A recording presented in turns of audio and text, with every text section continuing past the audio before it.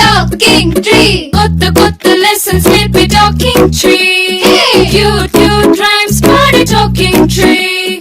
Stories చెప్పేడుడు మనకి నచ్చేడుడు. Learning tiny fun చేసే talking tree. Tree ని అడుగు నువ్వు అన్ని చెప్పి నీకు. Anytime every time talking tree. My talking tree, your teacher from nature.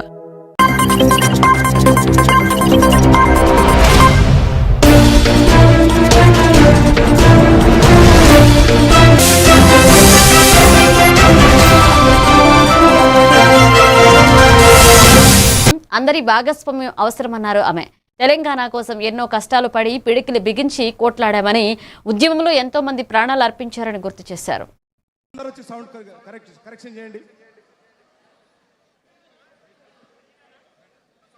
మన పార్టీ పేరు చెప్పాలా? రెడీయా? టిఆర్ఎస్.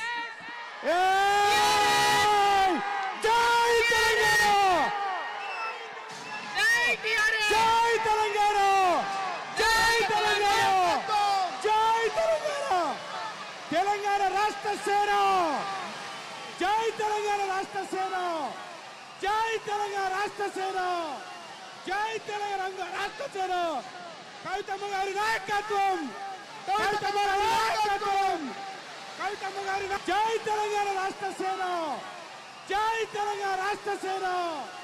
జై తెలంగాణ రాష్ట్ర సేన! కవితమ్మ గారి నాయకత్వం! కవితమ్మ గారి నాయకత్వం! కవితమ్మ గారి అందరూ వచ్చి సౌండ్ కరెక్షన్ చేయండి. మన పార్టీ పేరు చెప్పాలా? రెడీయా? టిఆర్ఎస్. జై తెలంగాణ! జై టిఆర్ఎస్! జై తెలంగాణ! జై తెలంగాణ! బీజేపీకి తెలంగాణ ఏర్పాటు ఇష్టం లేదని కల్వకుంట్ల కవిత విమర్శించారు. తెలంగాణ విభజనను పాకిస్తాన్తో పోల్చారని మండిపడ్డారు. రాష్ట్ర బీజేపీ ఎంపీలు కేంద్రానికి బానిసలంటూ దుయ్యబడ్డారు. ఏపీలో కలిపిన 5 గ్రామాలను తెలంగాణకు తీసుకురావాలని డిమాండ్ చేశారు. ఆ బీజేపీ అనే పార్టీకి అసలు తెలంగాణ ఏర్పాటే ఇష్టం లేదు. తెలంగాణ ఏర్పాటు అవడమే ఇష్టం లేదు. అందుకే వాళ్ళ అగ్రనాయకత్వం అంతా కూడా ఏం మాట్లాడతారు? తల్లిని చంపినరు, పిల్లని బతికించిరని ఒకలంటారు. ఇంకొకరు ఏమంటారు? నిన్ననే ఒక తలకాయ లేని ఎంపీ, మెడకాయ మీద తలకాయనే లేదు ఆయనకు. ఏమన్నాడు ఆ ఎంపీ? ఇండియా పాకిస్తాన్ విడదీసినట్టట, ఆంధ్ర తెలంగాణను విడదీసినట. మరి వాళ్ళ అగ్రనాయకత్వం ఇన్ని మాటలు అంటుంటే మన ప్రాంతంలో ఉన్నటువంటి భారతీయ జనతా పార్టీ బానిస ఎంపీలు ఉన్నారో ఒక్క మాట కూడా వాళ్ళు మాట్లాడరు. ఫెడరల్ స్ఫూర్తికి విరుద్ధంగా రాష్ట్రం ఏర్పాటు అయిన తర్వాత 7 మండలాలు మనకి గుంజుకుంటే పార్లమెంట్లో పల్లీకులు ఇస్తారు కానీ ఆ ఎంపీలు ఒక్క మాట కూడా మాట్లాడరు. మనకు 8 రూపాయలు ఇవ్వకపోతే ఆ ఎంపీలు ఒక్క మాట మాట్లాడరు. విభజన హామీలు ఇవ్వకపోతే ఆ బీజేపీ బానిస ఎంపీలు ఒక్క మాట కూడా మాట్లాడరు. అంతేకాకుండా సామాజిక న్యాయం అనేటటువంటి ఒక కాన్సెప్ట్కే బద్ద వ్యతిరేకి భారతీయ జనతా పార్టీ. అందుకే ఏం చేస్తున్నారు? మహిళా బిల్ అయితే మోసం 2 సార్లు పాస్ చేసిర్రు, దాన్ని మొత్తానికే పక్కన పెట్టేసిండ్రు. బీసీ బిల్లు ఇక్కడికి వెళ్ళి పంపిస్తే దాన్ని తొక్కిపెట్టిండ్రు. కులగణన వేస్తామన్నారు, దాన్ని తొక్కిపెట్టిండ్రు. అత్యంత పేదవాళ్లకు సమాజంలో 2 బుక్కల అన్నం పెట్టేటటువంటి ఉపాధి హామీ పథకం ఉంటే కూడా దాన్ని కూడా మొత్తానికి బంద్ చేసి పెట్టిండ్రు. అయినా కూడా ఈ బీజేపీ బానిస ఎంపీలు ఒక్క మాట కూడా మాట్లాడరు, కనీసం పెదవులు తెరవరు. నేను ఇవాళ బీజేపీ ఎంపీలను డిమాండ్ చేస్తున్నా, సవాల్ చేస్తా ఉన్నా. మీరు తెలంగాణ తల్లి బిడ్డలైతే కనీసం భద్రాచలం దగ్గర ఒక 5 గ్రామాలు ఉన్నాయా, ఆంధ్రాలకు పోయినాయి. అవి పోతే మన రాముడి గుడి మునిగిపోతుంది. పోలవరం నిండితే భద్రాచలం మొత్తం కూడా నీళ్ళు వచ్చేటటువంటి పరిస్థితి ఉన్నది. మీకేమన్నా సిగ్గు ఎగ్గు ఉంటే తెలంగాణ తల్లి బిడ్డలైతే 8 మంది బీజేపీ తెలంగాణ ఎంపీలను ఛాలెంజ్ చేసి అడుగుతా ఉన్నా. సామాజిక తెలంగాణను కేసీఆర్ సాధించలేకపోయారని విమర్శించారు. అప్పటి టీఆర్ఎస్ కు తన రక్తాన్ని దారపోశారని చెప్పుకొచ్చారు. కేసీఆర్ మన మనిషి కాదని వ్యాఖ్యానించారు. ప్రజలకు కష్టం వస్తే కేసీఆర్ రారన్నారు. పేదల ఇళ్లు కూలుతుంటే కేసీఆర్ ఎందుకు రావడం లేదని ప్రశ్నించారు. నాకు తండ్రి కావచ్చని, కానీ కేసీఆర్ రాజకీయ పరిణితి కోల్పోయారు అంటూ కవిత తీవ్ర స్థాయిలో విమర్శలు గుప్పించారు.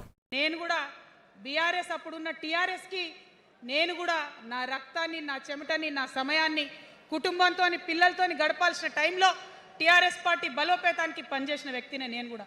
ఆనాటి కేసీఆర్ వేరు, ఇప్పటి కేసీఆర్ వేరు.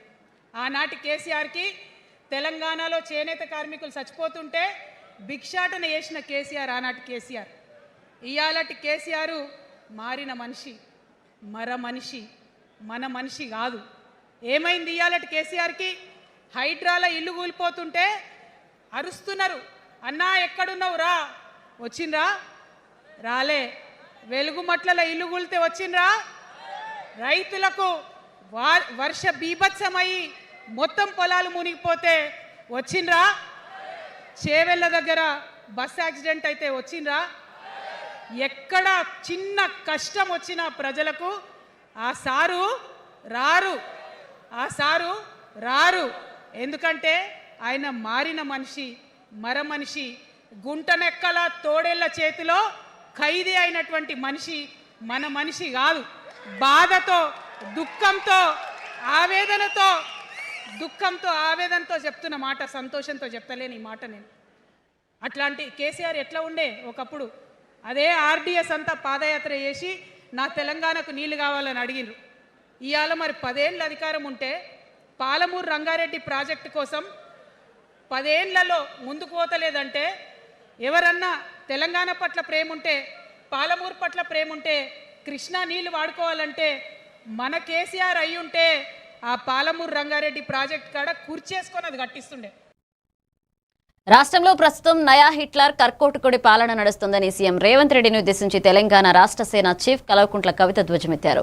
మునీరాబాద్లో జరిగిన భారీ బహిరంగ సభలో ఆమె ప్రసంగిస్తూ కాంగ్రెస్, బీఆర్ఎస్, బీజేపీలపై తీవ్రస్థాయి విమర్శలు గుప్పించారు.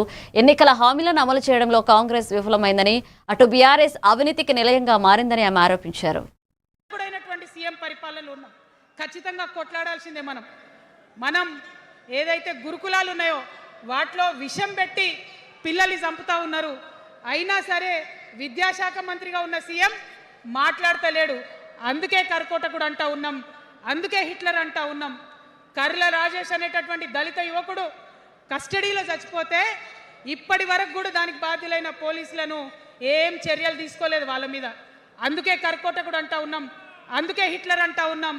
పిడికిలి బిగించి ఇప్పుడున్నటువంటి రాక్షస కాంగ్రెస్ పైన ఖచ్చితంగా కొట్లాడతాం, అందరికన్నా ఎక్కువ కొట్లాడతాం.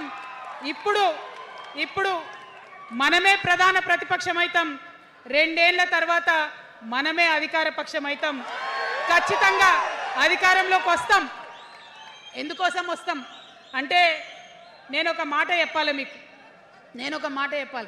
అందరినీ మనం మాటలు అంటున్నాం కదా. We are opposing everybody, we are criticizing everybody, but what is the solution? Don't oppose without propose అని కాన్షీరామ్ గారు చెప్పారు, నేను చెప్పలే. డోంట్ అపోజ్ వితౌట్ ప్రపోజ్ అని. సో నేను కొన్ని ప్రపోజల్స్ తెలంగాణ ప్రజల ముందు పెట్టాలనుకుంటున్నాను. ఇప్పుడైనటువంటి సీఎం పరిపాలనలో ఉన్నాం, ఖచ్చితంగా కొట్లాడాలి. కురుక్షేత్ర యుద్ధానికి ముందు శ్రీకృష్ణుడు పాంచజన్యం పూరించినట్లుగా తాను కూడా 5 ప్రధాన అంశాలతో కూడిన పాంచజన్యం మేనిఫెస్టోను కల్వకుంట్ల కవిత ప్రకటించారు. ప్రతి ఒక్కరికి ఉచిత విద్య, ప్రైవేట్ పాఠశాలలో కూడా ఉచిత విద్యను అందిస్తామని హామీ ఇచ్చారు. ఏ రోగానికైనా, ఏ ఆసుపత్రికి వెళ్లినా పూర్తి ఉచితంగా వైద్యం అందేలా చూస్తామన్నారు. రైతే రాజు నినాదాన్ని నిజం చేస్తూ వ్యవసాయానికి పెద్దపీట వేస్తామన్నారు. తమ పార్టీ అధికారంలోకి వచ్చిన ఏడాదిలోనే 4 లక్షల ప్రభుత్వ ఉద్యోగాలను భర్తీ చేస్తామని ప్రకటించారు. ఎస్సీ, ఎస్టీ, బీసీ, మైనారిటీలకు సమన్యాయం చేస్తామని స్పష్టం చేశారు. అవినీతి బంధు ప్రీతితో నిండిపోయిన ప్రస్తుత పార్టీలకు ప్రత్యామ్నాయంగా తెలంగాణ రాష్ట్ర సేన నిలుస్తుందంటూ కల్వకుంట్ల కవిత ధీమా వ్యక్తం చేశారు. ఎకరానికి ఇంత ఇస్తా అని చెప్పి మాట్లాడుతున్నారు తప్పితే మనకున్న కష్టం ఎవరైనా తీరుస్తున్నారా? ఏం కష్టం ఉంటుంది రైతుకి? భూమి కష్టం ఉంటుంది, చెప్పుకోవాలి. భూమి మీద దాని ఇబ్బంది ఉంది. ఎంఆర్ఓ ఆఫీస్కి పోతే మనని ఎవడన్నా రాణిస్తాడా? మాట్లాడతాడా? నీ దోతి బాగలేదు, నీ అంగి బాగలేదు, నీ కాళ్ళకు మట్టి ఉండే, నీ చెప్పులకు మట్టి ఉండే రానియరు. అదే సూటు బూట్ వేసుకొని ఎవరన్నా వస్తే ఏం చేస్తారు? పిలిచి కూర్చోబెట్టి, చేంబర్లో కూర్చోబెట్టి, చాయ్ ఇచ్చి, కాఫీ ఇచ్చి అన్ని పనులు చేసి పంపుతారు. మన ప్రభుత్వం రాబోతా ఉంది. ఆ ప్రభుత్వంలో రైతే రాజు అనేటటువంటి నినాదాన్ని నిజం చేస్తాం. ప్రతి ఆఫీస్లో, అది ఎంఆర్ఓ ఆఫీస్ కానీ, కలెక్టర్ ఆఫీస్ కానీ, ప్రతి ప్రభుత్వ ఆఫీస్లో నేను రైతునని పోతే సపరేట్ కౌంటర్ ఉండాల్సిందే, కుర్చీ మీద కూసబెట్టాల్సిందే, మీకు పని చేసి పెట్టాల్సిందేనని ఈ సందర్భంగా నేను తెలియజేస్తా ఉన్నా. నా యువతులను నమ్మి ఆ లోన్ డైరెక్ట్గా మీకు ఇవ్వడం జరుగుతుంది. ఎందుకోసం ఈ మాట చెప్తా ఉన్నా అంటే మన తెలంగాణ బిడ్డలకు మంచి సృజనాత్మకత ఉంది, ఆలోచించే శక్తి ఉంది, కష్టపడే తత్వం ఉంది. ఇవన్నీ కూడా మంచి వ్యాపారవేత్తలకు ఉండేటటువంటి లక్షణాలు. కానీ వచ్చినటువంటి ఏ ప్రభుత్వాలు కూడా మనకు చేయూతనియ్యలే. ఖచ్చితంగా నా యూత్ని నేను నమ్మాలనుకుంటున్నా, నా యూత్కి నేను డబ్బులు ఇవ్వాలనుకుంటున్నా. వాళ్ళ చేతిలో డబ్బులు పెట్టి వాళ్ళు ఇంకెంత సంపాదన నా తెలంగాణ రాష్ట్రానికి ఇస్తారో చూడాలని నేను అనుకుంటున్నా. యూత్ ఎంపవర్మెంట్ గ్రూప్స్ తయారు చేస్తాం. 2 lakhs to 20 crores వరకు డైరెక్ట్గా గవర్నమెంటే ఉండి మీకు లోన్స్ ఇస్తాం. మరి ఉద్యోగం చేయాలనుకునే యూత్ ఉంటే నేను ఒక శుభవార్త చెప్తా ఉన్నా. బాగా లెక్క పెట్టినాం, మీకు తెలుసు నేను ఏది స్టడీ చేయకుండా చెప్పా, ఆగమాగం మీద అసలే చెప్పా.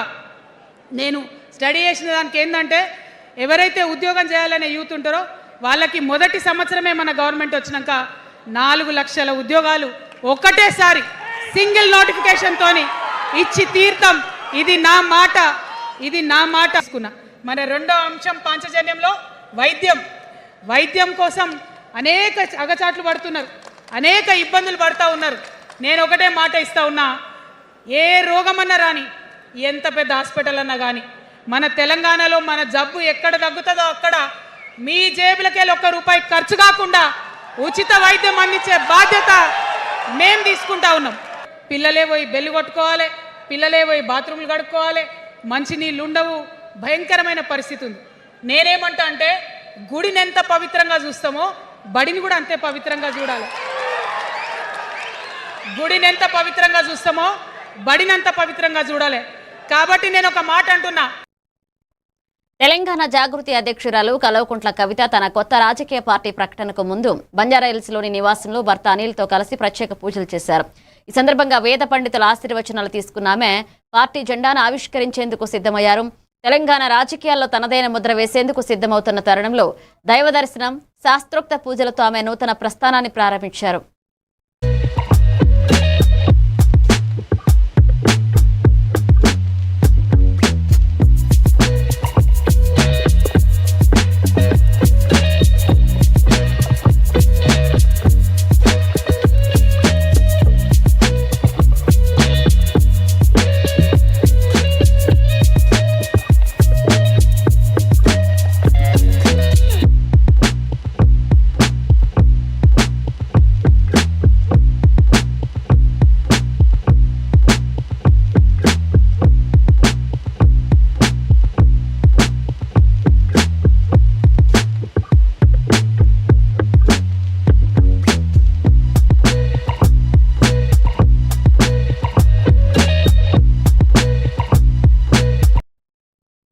తెలంగాణ జాగృతి chief Kalvakuntla Kavitha gun park లోని అమరవీరుల స్తూపం వద్ద నివాళులర్పించారు. ఈ సందర్భంగా ఆమె మీడియాతో మాట్లాడుతూ తెలంగాణ సరికొత్త రాజకీయ విప్లవం రాబోతుందన్నారు. ఖచ్చితంగా రాష్ట్రానికి ముఖ్యమంత్రిని అవుతారని కామెంట్ చేశారు. తెలంగాణలో కొత్త విప్లవం మొదలైందని ప్రజలు ఆశీర్వదించాలని తెలంగాణ జాగృతి అధ్యక్షురాలు కవిత కోరారు.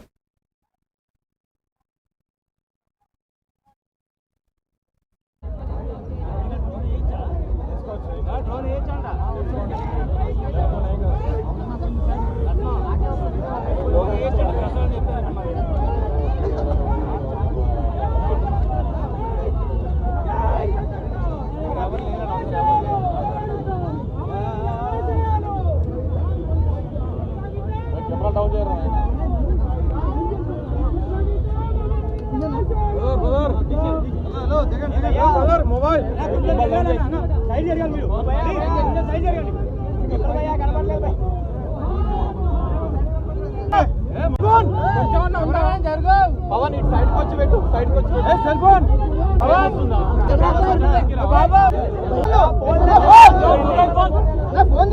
మొబైల్ ఫోన్ జోన్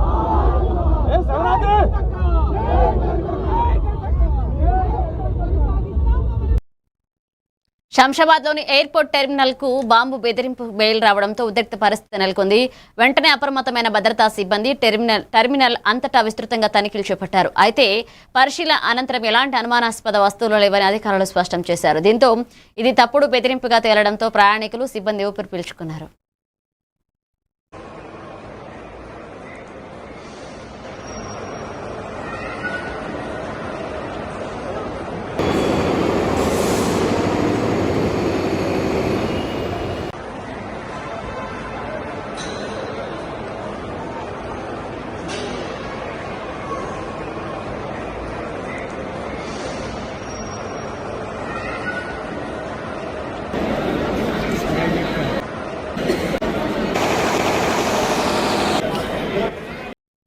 ఎన్టీఆర్ జిల్లా తిరువూరులో మెప్మా ఎన్నికల నేపథ్యంలో ఉద్రిక్తత నెలకొంది. ఉదయం 10 గంటలకు జరగాల్సిన ఎన్నికల ప్రక్రియపై అనిశ్చితి ఏర్పడగా ఎమ్మెల్యే కొలికపూడి శ్రీనివాసరావు మున్సిపల్ కార్యాలయానికి చేరుకుని ధర్నా చేపట్టారు. వెంటనే ఎన్నికలు నిర్వహించాలని డిమాండ్ చేస్తూ కావాలని కొందరు అడ్డుకుంటున్నారని మండిపడ్డారు. ఈ క్రమంలో ఎంపీ, ఎమ్మెల్యే వర్గీయుల పరస్పర నినాదాలతో మున్సిపల్ కార్యాలయం ఉద్రిక్తంగా మారింది. తిరువూరు మున్సిపాలిటీ పరిధిలో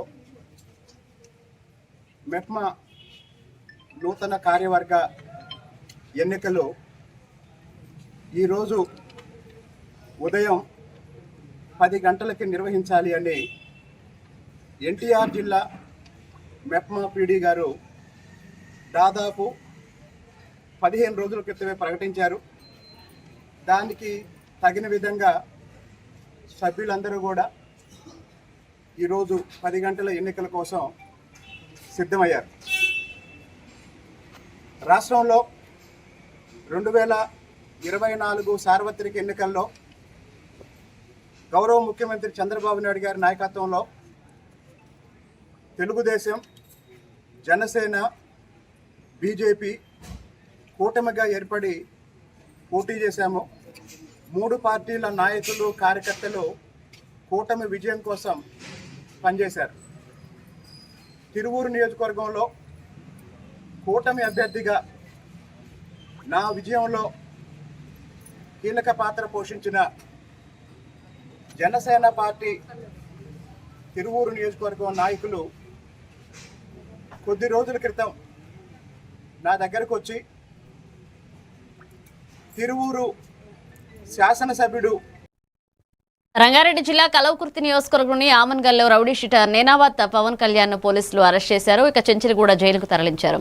సిఐ వెంకటేశ్వర్ వివరాల ప్రకారం నిందితుడిపై హైదరాబాద్, ఆమన్గల్, మాడుగుల పోలీస్ స్టేషన్లో 10కి పైగా కేసులున్నాయి. ఇటీవల బస్టాండ్లో ఒకరిని బెదిరించి బైక్ దోచుకున్న కేసులో విచారణ జరిపిన పోలీసులు మిఠాయిపల్లెలో అతన్ని పట్టుకున్నారు. కోర్టులో హాజరుపరచగా రిమాండ్ విధించడంతో జైలుకు తరలించారు. ప్రజలను భయపట్టే రౌడీ షీటర్లపై కఠిన చర్యలు తీసుకుంటామని పోలీసులు హెచ్చరించారు.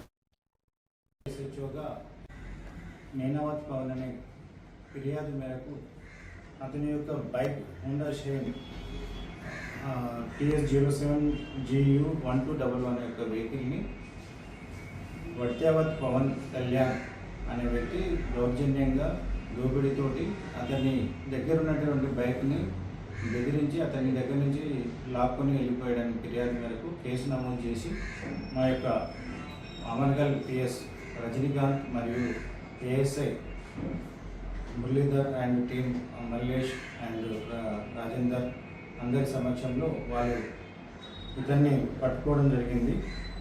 వర్త్యావత్ పవన్ కళ్యాణ్ అనే వ్యక్తి పైన ఆల్రెడీ అమర్గల్ పోలీస్ స్టేషన్లో ఇతని పైన రౌడీ షీట్ గలదు మరియు 10 కేసులు కూడా ఇతని పైన దొంగతనాలు, కొట్లాటలు అన్నీ నమోదై ఉన్నాయి.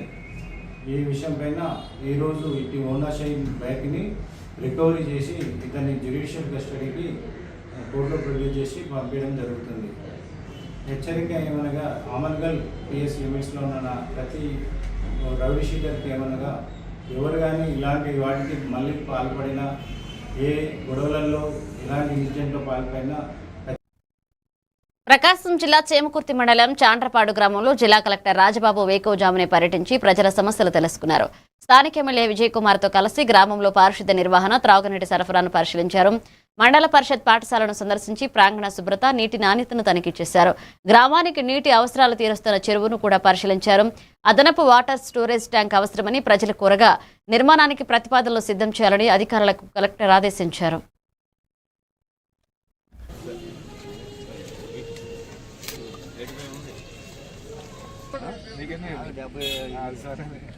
ఊర్లో చాలా మంది నీళ్ళు రాకుండా బబ్బులు వాటర్ తాగుతారా?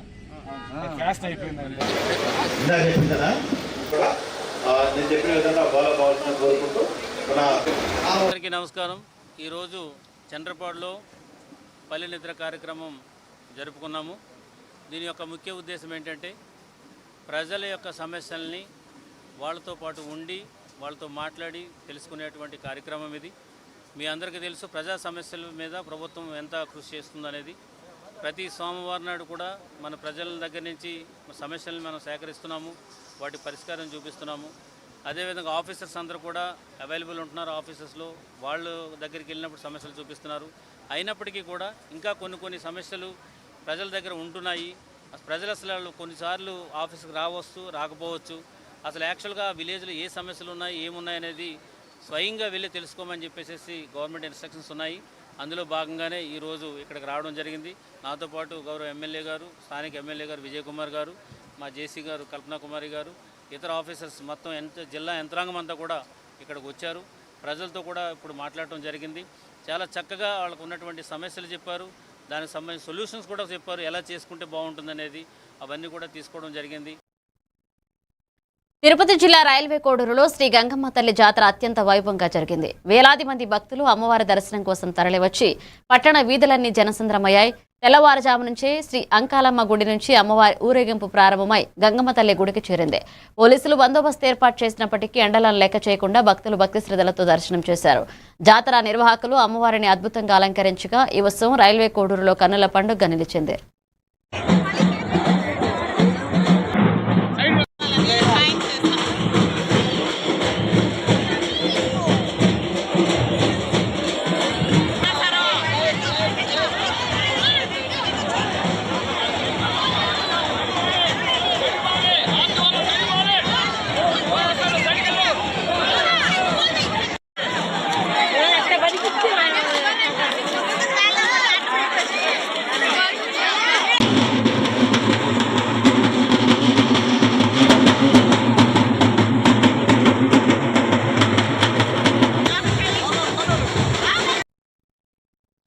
తెలంగాణ కర్ణాటక సరిహద్దులోని కర్ణాటక రాష్ట్రం కల్బుగిరి జిల్లా చొంచోలి సమీపంలోని పొల్కపల్లి తాండా గేటు వద్ద ఘోర రోడ్డు ప్రమాదం జరిగింది.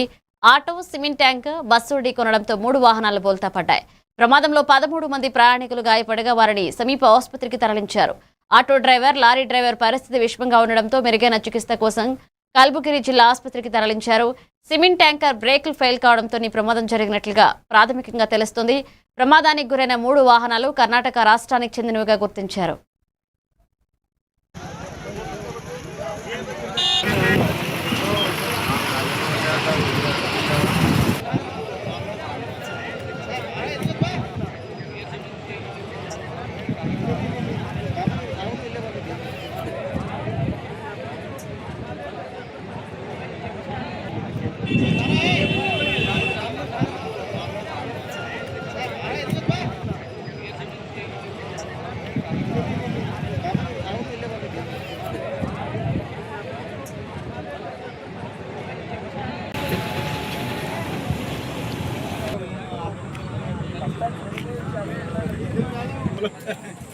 ఎటు ఎదుర ముందర టక్కరేగా ఎటు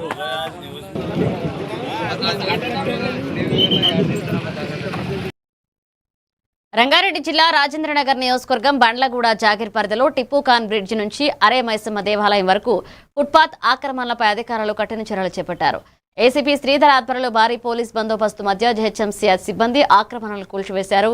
ఈ సందర్భంగా వాణిజ్య సముదాయాల యాజమానులు మరలా ఫుట్పాత్ ను ఆక్రమిస్తే చట్టపరమైన చర్యలు తీసుకుంటామని, అక్రమ నిర్మాణాలను పూర్తిగా తొలగిస్తామని అధికారులు హెచ్చరించారు.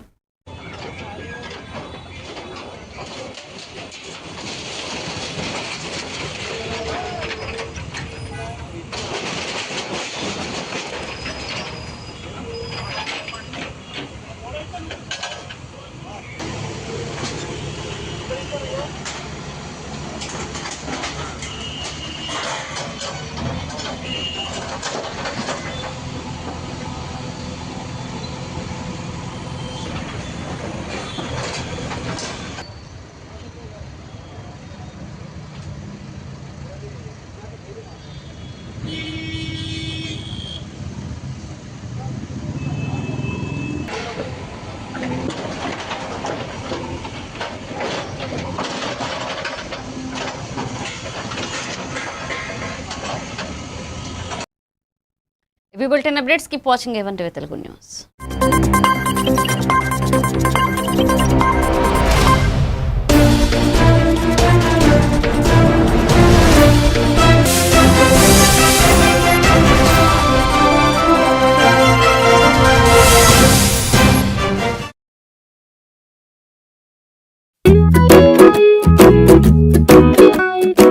ఇప్పటి పిల్లలు డిజిటల్ ప్రపంచంలో పుట్టి పెరుగుతున్నారు. వాళ్ళ చుట్టూ చాలా గ్యాడ్జెట్స్. వాళ్ళతో కమ్యూనికేట్ అయ్యే